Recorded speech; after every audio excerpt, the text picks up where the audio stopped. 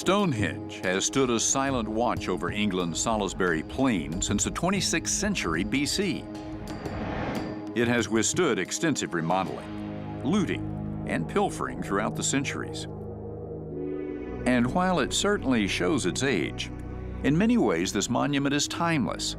It's mysterious, and it's a bit of an obsession for Michael Parker Pearson.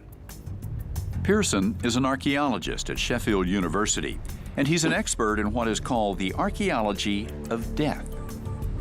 He's been digging in and around Stonehenge since 1998, when he came up with a novel theory about the purpose of this ancient ring of stones. His idea is based on the fact that Stonehenge isn't an isolated monument.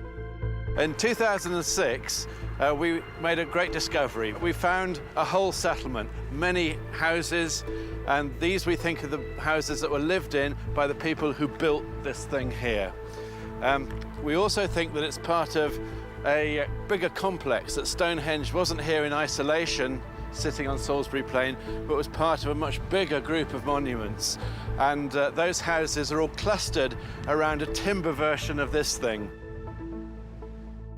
The second complex is called Woodhenge, at a place called Durrington Walls. It's upstream that we've found a number of large timber buildings, and some of these are houses. We've actually got some idea of where people lived when they came to celebrate and to actually build the timber and stone monuments. And Pearson believes that Durrington Walls was a very large community for its time. It's hardly recognizable now, but may have contained hundreds, perhaps thousands of homes. He also believes that the Durrington Wall site was where people lived. The temporary wood structures housed the living, according to Pearson, and the permanent stone structures were for the dead. It's our biggest cemetery from the 3rd millennium. We estimate that there are about 240 cremation burials that were placed there.